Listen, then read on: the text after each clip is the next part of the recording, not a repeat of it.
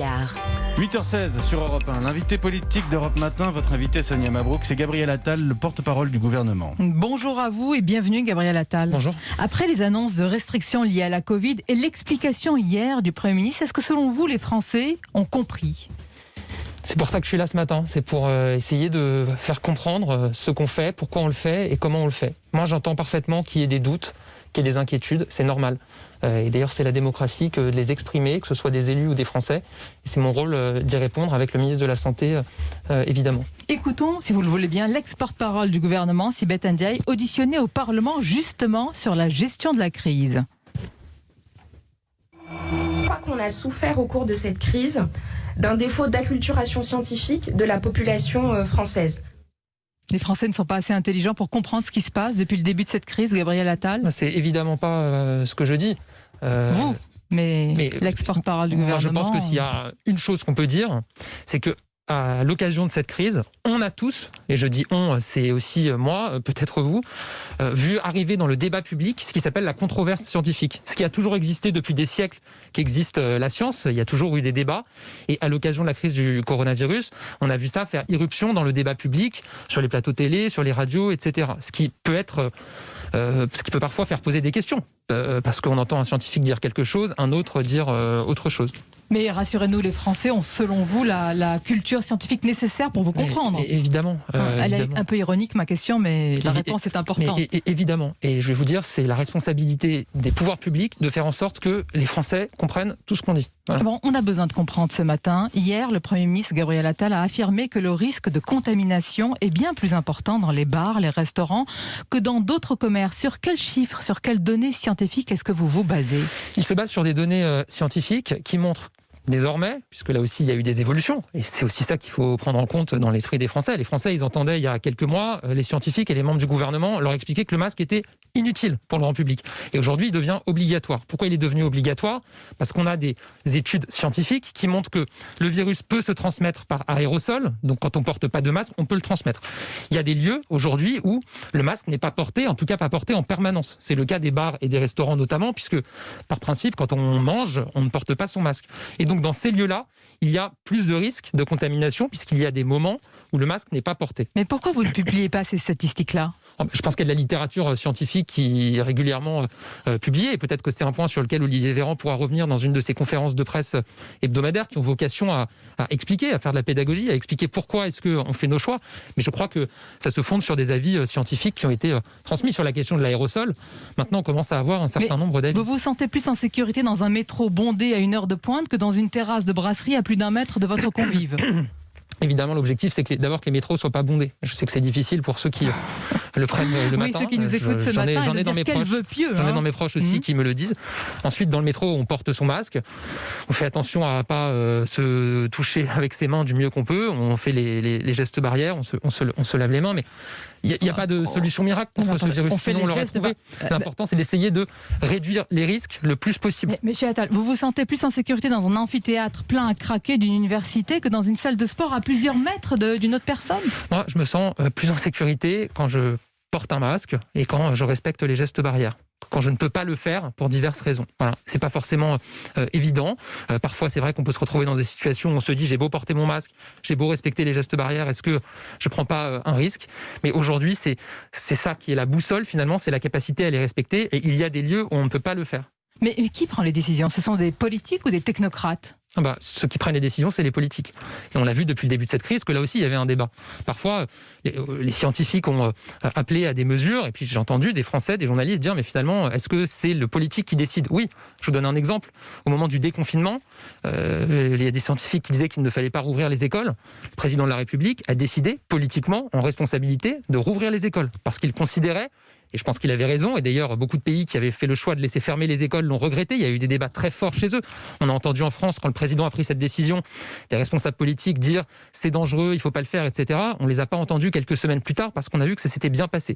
Et le président a pris cette décision politique alors que les scientifiques n'allaient pas dans cette direction. Vous vous rendez compte, je reviens et je le fais sur l'exemple du métro bondé, vous vous rendez compte que ça peut quand même perturber le bon sens que l'on peut avoir, même si on manque parfois de culture scientifique ? Évidemment que je le comprends. Évidemment parce que je l'entends. les gestes barrières et de distanciation dans un métro bondé, bonne chance. Évidemment, et c'est pour ça qu'il y a le masque. Voilà, et c'est pour ça que. Mais c'est pour ça que les restaurateurs, les tenanciers, les patrons de bar peuvent être les victimes, se sentent être les victimes collatérales. Vous savez, en plus, de vos décisions. Les restaurateurs, les patrons de bar ne sont pas forcément responsables de ce qui se passe dans leur établissement ou sur leur terrasse. Mais c'est vrai que quand on circule dans Paris le soir, on voit qu'il y a des bars, parfois avec des terrasses, où il y a des gens qui boivent un verre et qui parfois sont assez regroupés, sans masque, parce que par définition, quand on boit un verre, c'est difficile de porter son masque. Et oui, on se dit que c'est possiblement un lieu de Monsieur le porte-parole du contamination. gouvernement, publiez les chiffres. Si vous les publiez, on pourrait y adhérer. Nous ne les avons pas. Vous me dites ce matin, oui, il y a des données scientifiques qui expliquent, qui étayent ce qu'a dit le Premier ministre hier. Est-ce que vous allez les publier ? Est-ce que vous pouvez vous engager à les publier ? D'abord, je le redis, les études scientifiques qui montrent qu'il y a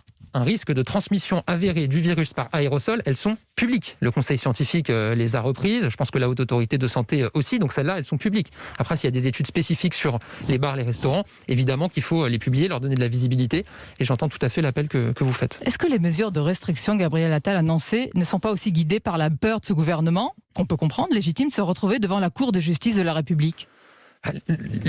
La seule chose qui fonde nos décisions, c'est de protéger les Français. Surprotéger peut-être, qui peut amener à cette peur que vous avez et qui peut être légitime, je Ce le qu'on dit redis. depuis le déconfinement, c'est qu'on veut permettre aux Français de vivre avec le virus. Et parfois, ça peut poser... Je comprends que certains se posent des questions en se disant on en a marre de ce virus. Bah oui, c'est sûr. Mais il faut continuer à vivre avec ce virus en se protégeant du mieux possible. Pourquoi on prend cette décision qui est difficile sur Marseille, qui est très difficile ? Parce qu'on a... Elle est difficile ou elle est injuste ? Est-ce que les Marseillais ont tort d'être en colère ? Et moi, je comprends qu'on soit en colère contre le virus et la situation dans laquelle il nous met, Pas évidemment. contre le virus, contre les décisions que vous prenez. Mais je vais vous dire, c'est aussi peut-être pour ça qu'il faut un moment que les décisions les plus difficiles, ça soit l'État qui les prenne. Voilà. Et moi, je peux comprendre aussi que pour des collectivités Donc vous locales, assumez, pour comme l'a des dit élus, hier le Premier ministre. mais bien sûr, moi je peux comprendre que pour des collectivités locales, pour des élus, c'est très difficile de prendre de telles décisions. C'est vrai que depuis le début de cette crise, on a dit les décisions se prennent au niveau local par les préfets en lien avec les collectivités locales, les élus locaux. Et c'est ce qui s'est passé, c'est ce qui continue à se passer dans les départements. La concertation pour vous, quand même, on a l'impression que c'est d'abord... Non mais j'en viens à ces mesures-là. On annonce puis on arbitre. Sur les restaurants. Non, ça n'a pas été le cas depuis le début de cette crise.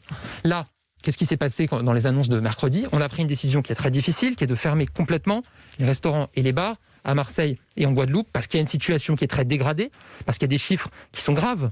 Enfin, il faut aussi entendre les soignants de la PHM. J'en entendais des hôpitaux de Marseille sur des plateaux de télévision encore hier, encore ce matin. On peut citer certains professeurs, on peut citer le professeur Raoult qui affirme, qui accuse même les hôpitaux de Marseille de lancer des messages alarmistes. Nous, on s'y perd. Qui croire aujourd'hui ? Qui croire ? Moi, je vais vous dire, je crois les scientifiques qui sont dans les hôpitaux de Marseille et les scientifiques du terrain.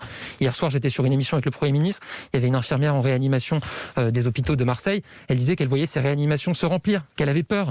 Hier soir encore, j'entendais une médecin des hôpitaux de Marseille sur un plateau de télévision qui elle aussi disait que la situation était alarmante.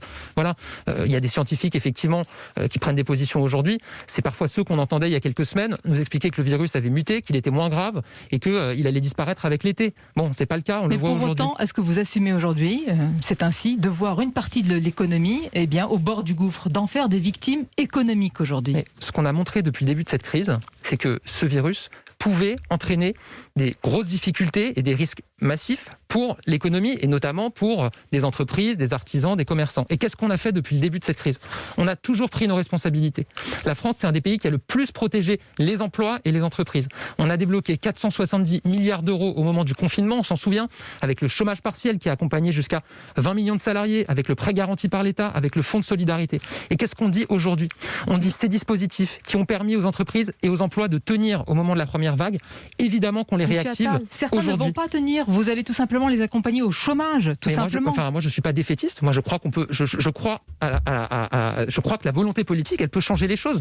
Et je crois que l'action politique, elle peut changer les choses. Sinon, je ferais autre chose de ma vie. C'est ce que j'ai dit, je crois, la semaine dernière quand j'étais chez vous. Quand il n'y a plus de commandes, qu'est-ce que vous pouvez y changer ? Qu'est-ce que la volonté politique peut y changer ? Je vous donne un exemple. Dans le plan de relance, on a mis en place un dispositif qu'on a appelé le bouclier anti-chômage, l'activité partielle de longue durée. Qu'est-ce que ça veut dire ?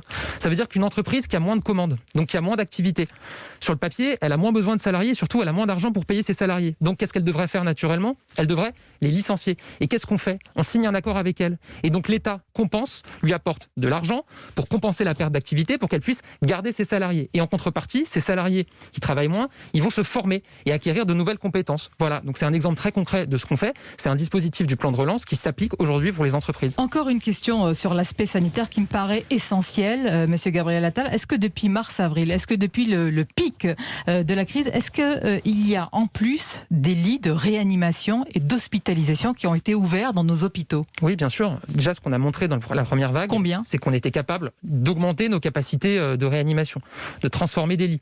On a montré qu'on était passé d'une capacité maximale de départ à une capacité augmentée. Et donc aujourd'hui, oui, on a non seulement la capacité d'ouvrir plus de lits, mais je vais vous dire... Est-ce que vous les avez ouverts ? Non pas Oui. Mais je vais vous dire, on souhaite le faire le plus tard possible. Pourquoi, Sonia Mabrouk ? Parce que quand vous ouvrez des lits de réanimation supplémentaires, ça veut dire quoi ? Ça veut dire que vous déprogrammez des opérations chirurgicales qui étaient prévues. Et quand on dit ce mot, ça veut dire quoi ? Ça veut dire qu'il y a des gens qui aujourd'hui doivent se faire opérer pour un cancer, pour la pose d'une prothèse, qui vont devoir attendre avant de se faire opérer. Et donc ça, on souhaite le retarder le plus tard possible. C'est pour ça qu'on prend des mesures difficiles. Aujourd'hui, à Marseille, en Guadeloupe aussi, vous avez un taux d'occupation des réanimations qui est très élevé, qui est de l'ordre de 50%, je crois, à Marseille, avec les patients Covid. On ne veut pas arriver à une situation où les réanimations sont saturées. Et c'est pour ça qu'on prend ces mesures difficiles. On espère qu'elles dureront le moins longtemps possible. Un sujet et surtout, majeur. on va accompagner. Oui. Pour conclure, Gabriel Attal annonce hier du Premier ministre d'une augmentation de 8% du budget de la justice. C'est positif, bien sûr, mais concrètement, ce matin, vous nous dites comment garantir que pour les citoyens qui nous écoutent, c'est une garantie d'une meilleure exécution des peines et de la fin d'une impunité aussi. C'est pour ça qu'on prend cette mesure et qu'on augmente ce budget. On veut des juges pénaux de proximité.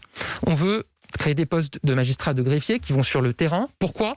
Pour que, quand quelqu'un commet un méfait, un délit, il soit non seulement identifié, mais il soit sanctionné rapidement. On veut en revenir à ce bon vieux « tu casses, tu répares, tu salis, tu nettoies » et qu'il y ait des peines exécutées rapidement. Parce que quand on tague un mur et que finalement on est identifié au bout de quelques semaines, qu'on est convoqué au bout de quelques mois et qu'on finit avec un rappel à la loi au bout de quasiment un an, ça n'a pas de sens. C'est pas une réparation par rapport à ce qui a été fait et c'est même pas éducatif entre guillemets pour la personne qui a commis cet acte. Et donc on veut être plus efficace dans l'exécution des peines. Les Français nous attendent sur ce sujet-là. Et on va suivre ça, évidemment, c'est un sujet majeur. Merci Gabriel Attal d'avoir répondu à mes questions. Je vous souhaite une bonne journée ainsi qu'à nos auditeurs.